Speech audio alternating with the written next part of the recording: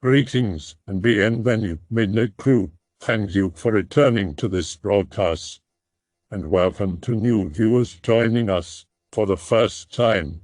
If you like a video, then feel free to subscribe. Need help identifying something? Hey/X/. I've been dying to find an answer for something that happened to me and my brothers very often back when we were kids in the deep woods of Alabama. I have 4 brothers, and we've all had encounters with this thing. So back when I was around 10, my parents bought a nice 2-story house out on a large plot of land in the backwoods of Alabama. We lived there until I was around 16. Then my parents sold the place, and I'll get into why later. So we get to this place, and it's not in bad shape. I'm not gonna say, oh, it was a gross place that had cobwebs and skinwalkers living in the attic and ghosts in the walls. No. It was built like 2 years before we moved in. Came to find out that there was an old house that used to be there, and apparently the old house was Civil War old.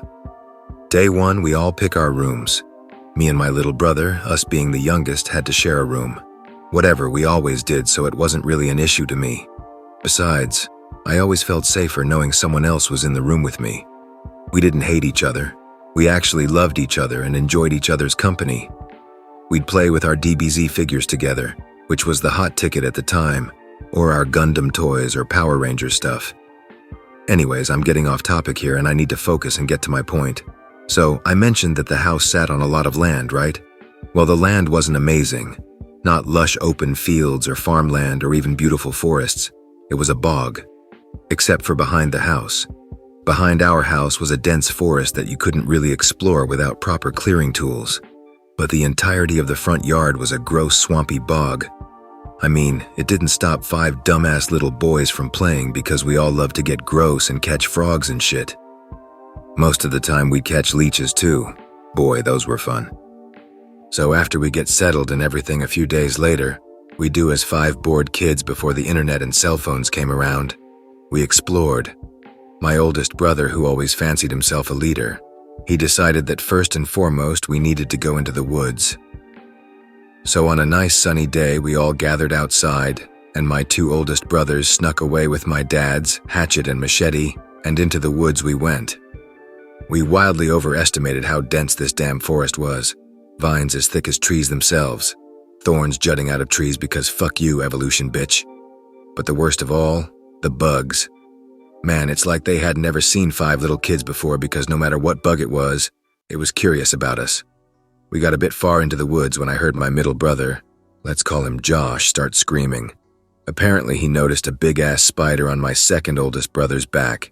Let's call him Ken. Ken starts hollering and spinning around to try and get it off, and when he finally does, it falls onto the ground and stomps on it. The rest of us are in hysterics. While we were all laughing, my oldest brother, let's call him Ed, looks very serious and is looking out in front of us, the way we were carving a path. Josh and I noticed first, and Josh asked, "What is it?" Ed was just quiet and squinting his eyes, putting his hand on his forehead to cover his eyes from the sun, trying to focus on something.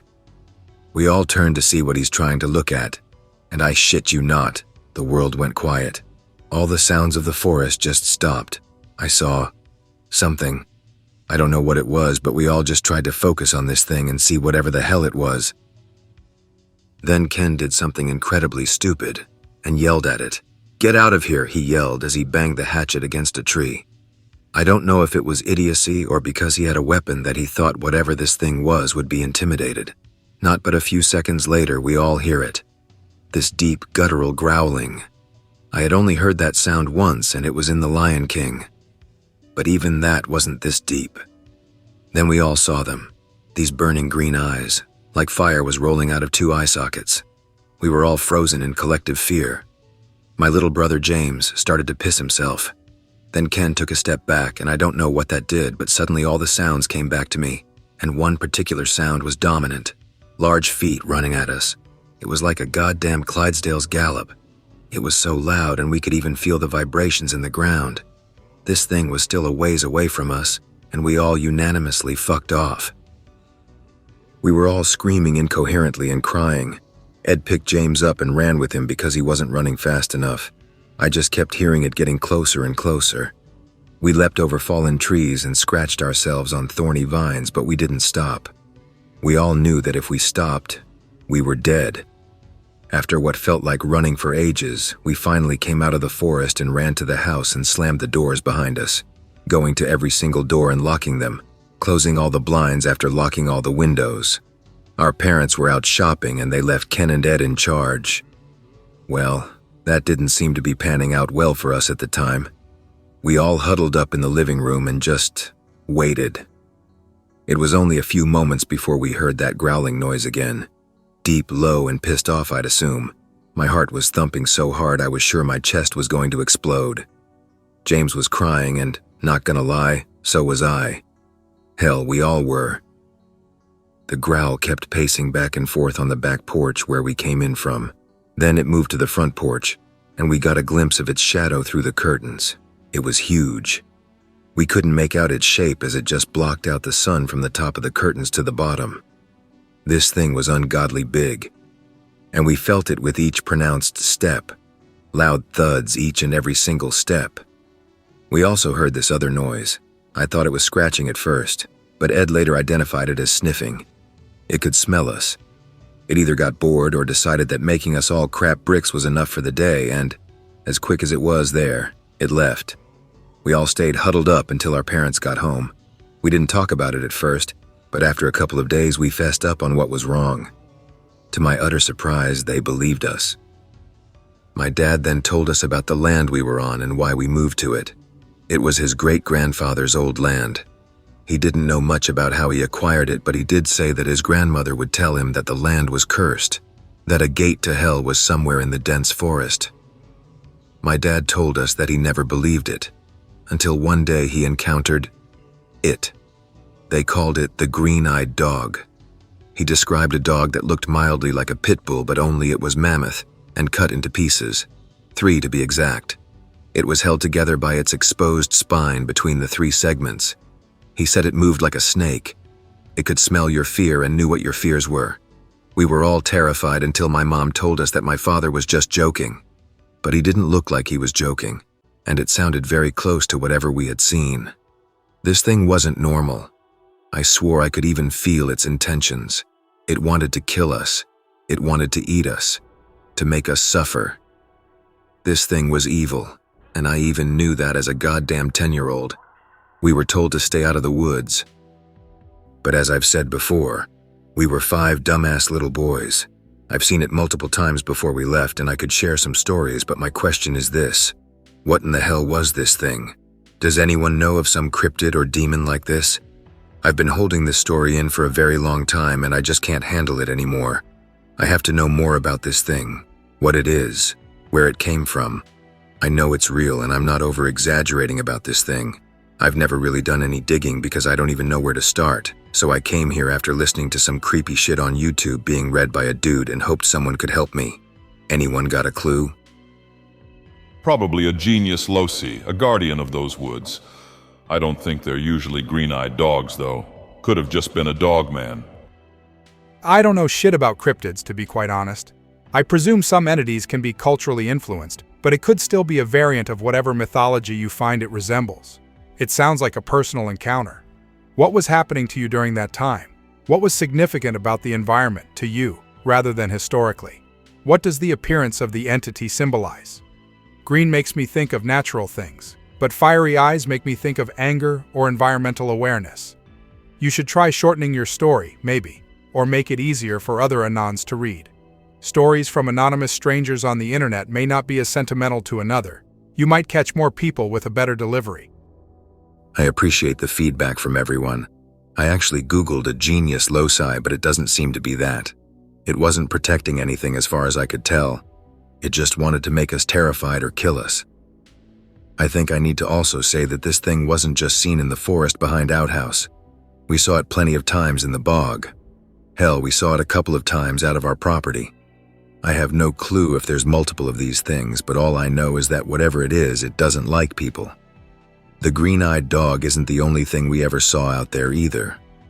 Freaky shit constantly happened, but the only thing I'm focusing on is that thing. I had a discussion with my younger brother and my immediately older brother about it, and none of us want to go back out to that area to try and investigate. Fuck that noise. I know that's what it wants. Some stupid-ass movie moment where I go back in the middle of the night and it eats me or drags me to hell or wherever. I just want to understand what the hell this thing is. Best case scenario, it wanted you to fuck off from its bog. I mean, if it wanted you dead, then you would be toast by now. Not sure if it's any comforting. Maybe if you are feeling brave in the future, you could try revisiting again and apologize for fucking up its bog. That is, of course, if you won't get 411'd, at least you will find some peace. If not, I guess. I always figured it just wanted us to leave. I knew it could have torn our house to shreds if it wanted to, because I saw the damn thing run through tall trees like they weren't even there. I'm just more interested in what it is. My oldest brother kept saying it was a hellhound, but every depiction of hellhound doesn't have them segmented like that. This thing was a menace, and it just wanted us scared. Even after we moved, I swore I had seen it a few more times, so I'm not sure what it wanted, but it eventually left us all alone. I may ask my dad more about it when I see him next. He always seemed to know more about it, but wouldn't tell us. OP here. So I said that I spoke with my dad earlier because my curiosity is kind of spiraling out of control here. At this point, I need to have answers. I see that people keep saying maybe killing the spider pissed it off, but I doubt that since it would kill animals too. It's why I highly doubt this thing was a protective spirit. It was destructive and devious. The thing was evil. I also feel like I am getting ahead of myself in a lot of this and not explaining things the best I can, so I'm going to try to do that now. I mentioned that this thing was part of the reason we left, and I gotta go over what happened that caused all that, because my dad clarified some details for me that were foggy to me. Here's what happened. So as the years progressed, each of me and my brothers saw this thing multiple times, and almost every time we always thought we were going to die. But eventually, we got bolder and braver. It didn't happen overnight, but we at some point got desensitized by this constant shit this thing would pull. One day, me, James, and Josh were out in the yard getting some wood together for a bonfire we were gonna light that night and roast some marshmallows. My dad was home because it was the weekend and my dad had weekends off, so we're gathering firewood from the forest. Yeah, we eventually got bolder, and maybe that wasn't a good thing. Suddenly we hear these things call. I say it's a call, but it's more of this weird loud train horn mixed with a woman's screams. Sounds like someone screaming at the top of their lungs and being murdered while a train toots its whistle. We all know the drill, get out of the forest and head back to the house. But this time we didn't go inside. We stood by where the bonfire was and just waited. It let out its cry once more before we saw its big, ugly pit bull-like face push out of the forest. We figured it never hurt us. It wanted us scared is what we all thought. So we decided then and there to test that theory. I really wish we hadn't. So it saw us and we saw it. Its big fat giant feet stepped out next. I haven't really gone into depth on what this thing looks like. It had matted black fur. Kinda like how a bear's fur looks. It had only 4 claws on each of its feet and each claw was pitch black. Its head resembled a pit bull's head, but with weird proportions. Like the nose being far too big and its eyes curving upwards at a slant. It also has a prehensile tongue. It would sometimes unravel from its mouth and just droop to the ground. It had to be at least 6 feet tall, maybe more from paw to shoulder. But if it stood on its hind legs, fuck man, I don't even know how tall that was. It had a short tail, almost like just a big tuft of the same black matted fur. Its teeth were sharp-looking like normal dogs other than being massive. Now, when I keep saying that it's segmented, I feel like I have to elaborate here. Right after its front paws, there would be a full chunk of its body missing. Like someone carved out a nice round steak from all of it but left its spine intact. You could even see all the organs and stuff from the exposed segments, but it never bled or anything. After that segment, its belly was there, or a portion of it before another segment was missing. Then it would be the back end of it, fully intact. It would also walk in this strange, almost snake-like way. Its body would slither as it stepped, that is if it was stalking, doing its terrifying slow walk. When it ran normally. I could even swear sometimes when it ran I could hear its spine rattling. Anyways, back to what happened. This thing started slowly creeping towards us when my brother Josh stepped forward a little and yelled out, "We're not scared of you." I'm not kidding for the next part. It stopped and just stared. Then its snarling mouth curled upwards. I want to believe it wasn't smiling at us, but it's really hard to not come to that conclusion. It then let out a quick snort in our direction. We all saw this thing smiling at us and we all froze. We knew we couldn't make it to the house in time before it would be on us. We knew we were fucked. We were snapped back to reality when it took another step towards us. I don't know what triggered inside of me and Josh, but we knew we had to protect James. So almost in unison, me and Josh picked up 2 big sticks and lobbed them as hard as we could at Green Eyes. And we bolted. We ran away from our baby brother to make sure it would chase us. I only looked back for a second, hoping it had taken the bait. Well, surprise, surprise, it did, and I saw James running back to the house. I still feel emotions well up in me when I think about that moment. He was safe and I knew that, but I also knew I couldn't outrun this thing. I was going to die. Then Josh told me that we had to split up, so we did. We ran in opposite directions into the bog. We had learned by then where to step to avoid the deep puddles of murky, muddy water. We had been out there so many times that it was almost second nature. We had hoped it would slow down Green Eyes, and it did, but not enough. What were we even thinking? This thing was a Hulk, and obviously not normal. We made it only partly through the bog before we heard that loud splashing of its paws, and it let out another of its howls, and it rattled my ears and brought up fear from inside of me that I didn't know I had. At that moment, I still felt ashamed of myself for even thinking about this, and it hurts to even type this shit up.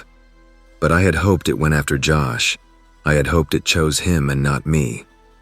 When I looked over at him, I found out that my hopes and prayers were answered. Not far behind my older brother was Green Eyes.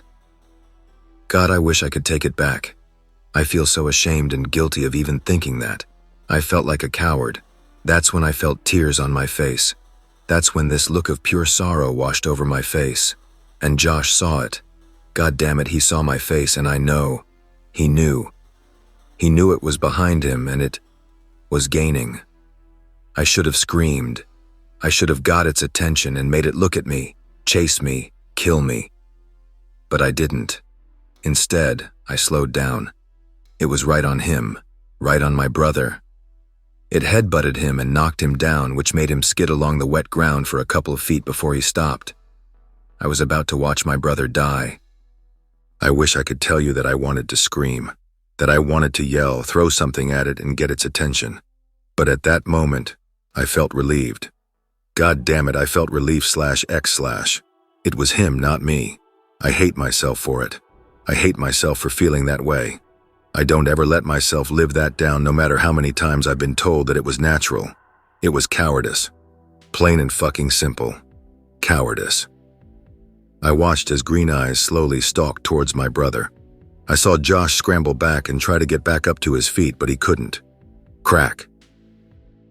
An extremely loud noise whizzed by and I heard Green Eyes let out its roar, but it sounded like it was in pain this time. Kinda like how if you step on your dog's paw, it does that quick yelp. I then heard splashing coming from behind us and I saw my dad. He had his .22. I saw him shoulder it and heard that crack once more as it hit Green Eyes again. Then my dad started to slowly walk towards it and let off another shot, then another. I remember my dad's words and they will stick with me forever. Get away from my fucking boy. Green Eyes then took off, running away as fast as it could. It was weird to see it running away. I'd never seen that before that moment. It looked hurt. Good. At that moment, I felt a new emotion towards Green Eyes, seething hatred. I hoped my dad got it good enough that it would die like a deer in some ditch, that it would whine and cry and beg for mercy but get none. Years of torment. My dad then yelled at me to get back to the house, and I did.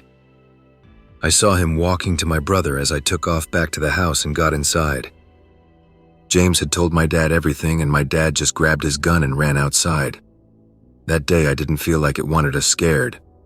That day I felt like it just wanted to finally kill one of us. My dad then packed up some clothes for all of us and told us to get whatever we would need to stay at my grandparents' house. And we left. I never saw that house again. A few weeks later, my parents told us that they sold the house, and about a month after that we moved back into the city.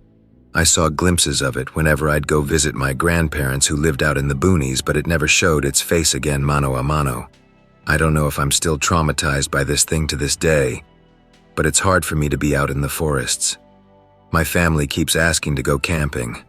I'm 34 now and I still can't bring myself to face this, but here recently it's been eating at me and I don't know why. I just feel like I want an answer.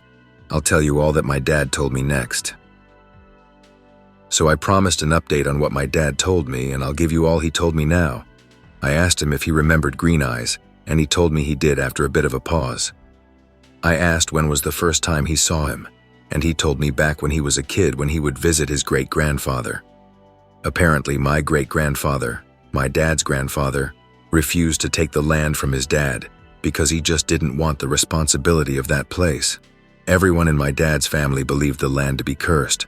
They eventually just left the place to rot until my grandfather, my dad's dad, decided to try and sell the land. He tore down the old shack that was on the land and had a new house built there. It stayed on the market for about a year before my dad said he would buy it. That's when we came to move out there shortly after. He told me about whenever he'd go see his great-grandfather out on this land, his great-grandfather. I'm just gonna call him GGF from now on, because I'm tired or typing all that out each time. Would tell him to stay away from the woods and never go too far from the house.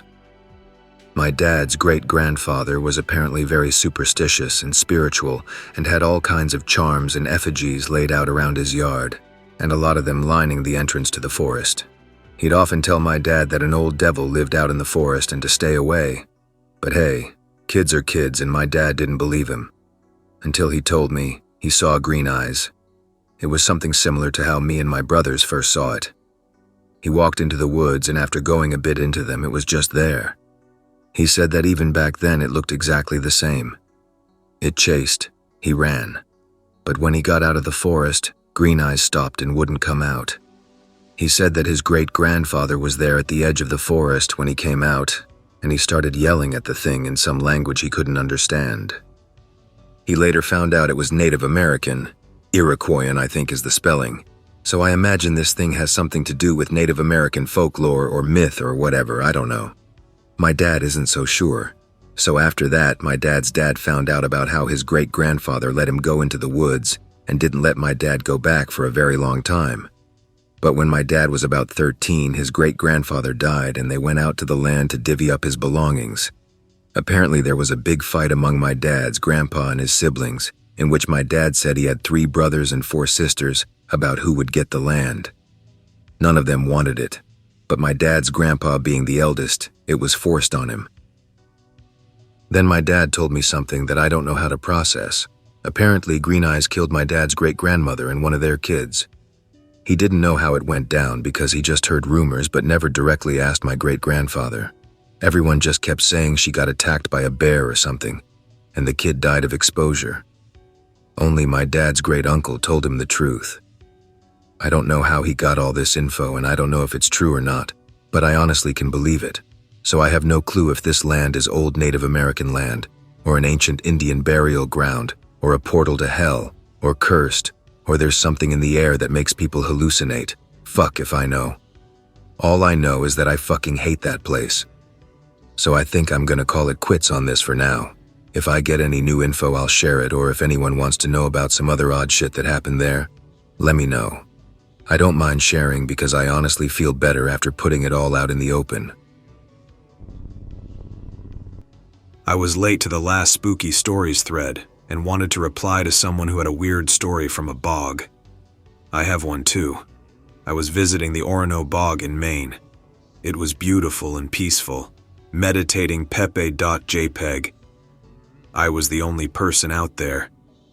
So naturally, I was down on my hands and knees like Mr. Autismo, checking out the little pitcher plants growing along the deck.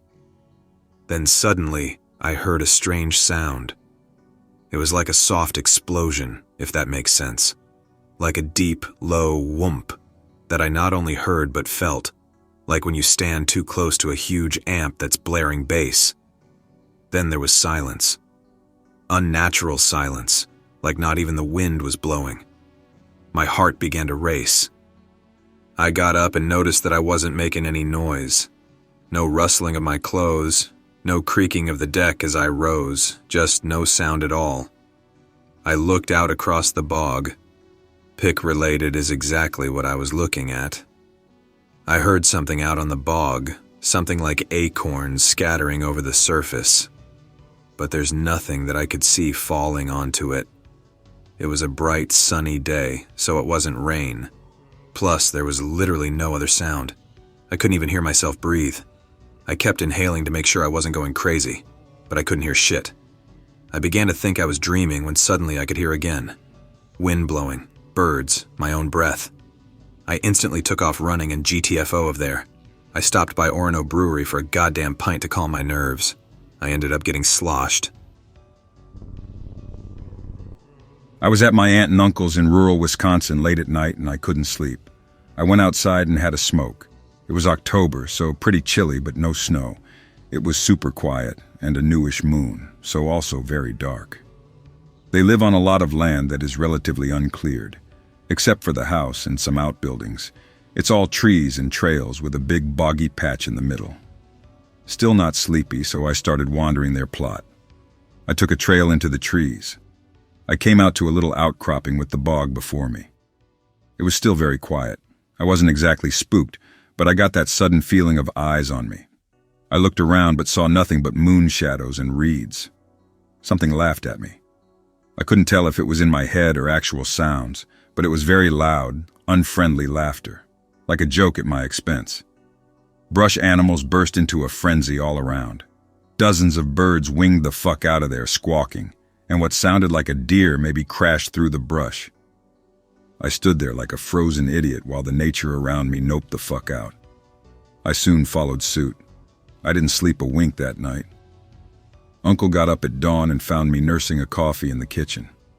I told him what happened earlier. I tried to laugh about it, but he seemed unpleasantly surprised and resigned. He stared at me for a moment and took a deep breath.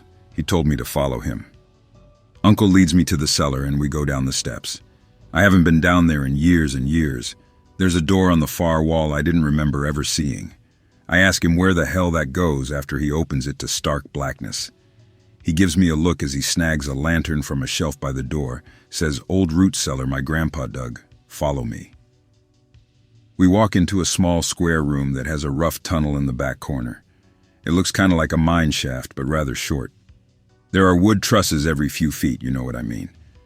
The tunnel isn't very long. We walk for maybe a full minute. We come to the end of the tunnel, a rough door. It's just a slab of old wood held in place by some cinder blocks along the bottom. We move it out of the way and step through into the gray dawn. I look around, blinking the dark from my eyes and adjusting to the light. I realize we're just a handful of yards downwind from where I had stood last night overlooking the bog. I look at my uncle to see him studying me expectantly. "This is about where you were last night, yeah?" All I can do is nod. I hadn't told him where I'd heard the laughter. He starts telling me about how his family first settled on this land, from Norway. Strange sounds and things had always plagued the boggy area. His grandfather had done most of the building and clearing of the land, and had inexplicably died shortly after digging out the root cellar. He had apparently been obsessed with this root cellar, and had never allowed anyone but himself inside, not even to just grab a jar of pickles. After his grandpa died, my uncle and his brother finally went down to investigate the root cellar. That's when they found the tunnel. At this point, he motions me to go back through the door, and we walk about halfway back up the tunnel. Here, at a slight bend, he stops, and looking at me, moves the light close to the wall. There is a hole here I hadn't noticed on our way through the first time.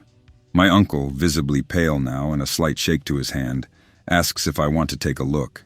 Something in his voice tells me I shouldn't, but I can't resist. I peer over the rim of this hole. It's absolutely pitch black, and the light seems to be swallowed by it in an off-putting way, like it's barely penetrating. Oh, shitballs, as I hear that same laughter again, but so much louder. I nearly break my neck spinning around to look at my uncle. His eyes are wide. He heard it too, and seems frozen in place. Against my very instincts, I look again. Eyes or something, dimly reflecting the lantern light back at us. Dozens of them. I stared in petrified fascination as a wet, fetid air seemed to leak from the hole. More growling laughter came with this stench. Something finally broke within us, and we absolutely booked it back up the tunnel and into the cellar. "What the hell was that?" I yelled at him, as we caught our breath by the now firmly slammed root cellar door. Uncle shook his head. He had no idea. He said he hadn't been in the cellar himself since that day he and his brother had first investigated and discovered that. Over the years, he had tried to convince himself it had just been a youthful fancy. When I told him earlier about the laughter, it brought that crumbling down. He laughed shakily and said ignorance is bliss, but he felt he had to take me down there. I agreed as I stared at the thick door of the root cellar. He told me how, though the autopsy had ruled his grandpap's death as natural causes, his grandmother had a different story to tell. According to her, his grandfather had been found belly up in the bog with his eyes scooped out and no other visible injuries. Apparently, the rest of the family at the time had reacted very poorly to this, but the grandmother had been the one to discover his corpse. At this moment, I recalled my uncle's brother had committed suicide, but I didn't know anything more than that. I hesitantly asked him about this. He looked at me for a long while. "Yes," he said. "He was found dead of a gunshot wound in the chest. And no eyes." After this, my uncle actually started to cry, so we just got blind drunk that day after he called off work, and we have never spoken about that morning again. I gathered from some further drunken ramblings before I passed out that he's terrified he'll be found dead one day with his eyes gouged out. He's still alive, and they live there still. I don't know what I'll do if he's found dead like that. I had something happen during a camping trip with the Boy Scouts once. It was supposed to be this spooky Halloween trip, so I expected some low-quality scares. One night, we traded our high-quality tents for a tarp and a sleeping bag. The site was this little bog downhill from the cemetery of a nearby ghost town that rose with the gold rush and died 6 years back as the last resident got buried. It started out simple enough. We wandered around the graveyard, looked at all the rather interesting poetry left behind, then went back down to build a fire. It was late at night, and they tried to tell some little tale of claim jumpers who would execute rightful owners for gold. I spent most of the time conversing with a girl who had wandered over. The younglings weren't super into it, so they just petered out with the story.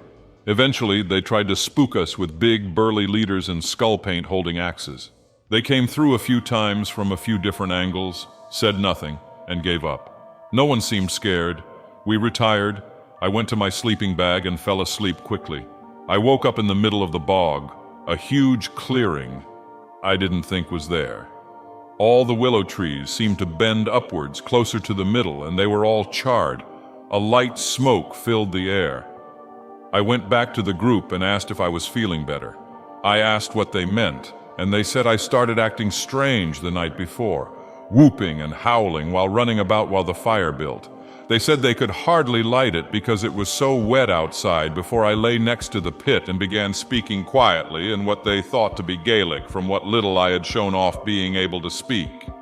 Apparently, whatever I said caused the fire to rise and take to the wood, so they made a sort of torch and helped the other groups.